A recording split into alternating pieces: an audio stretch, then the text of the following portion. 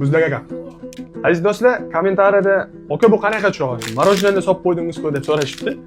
Bu yagidli mevali choyda, haqiqiy mevani ezib maydalab svejiy holatda katta gradusda muzlatilgani, bu 30 sekund ichida irida qaynoq suv bilan deb yozib qo'yilgan. Biz bu yagidli choylarimizni qora choy bilan, saxni sirop bilan shirin qilib bersak, masalan, o'zgacha ta'm bo'ladi.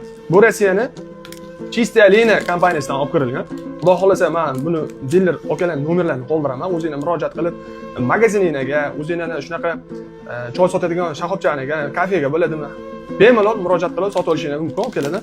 Men masalan, malinaligi, yagidli choy, mango, marakuya, apelsin, bu eng ko'p xatoga ketadiganlar.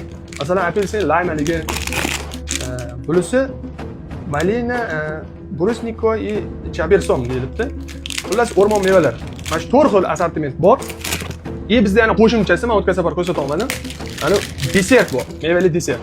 Bu marojna emas, bu молочный produkt emas, ya'ni sutli mahsulot emas, marojna qo'shib qo'yilmagan. Kisli sladkий deydi. Bu masalan mana qulupnali va marakuylik ekan. Bismillah. Ba'zi odam endi kisli sladkий mahsulotlarni yaxshi ko'radi.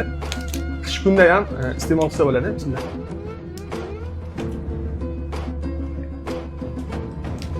Mevani o'zi bo'lgani uchun juda yumshoqligi bor, muzlagani bilan qattiq tosh bo'lib erib ketmagan. Barchaning bu yangilikdan boxabar qilgim keldi. Murojaat qilib, bizdan ham sotib olishingiz mumkin. Xudo xolasa akaning nomerlarini o'zlarining kanalidan aytishlarini qoldiramiz.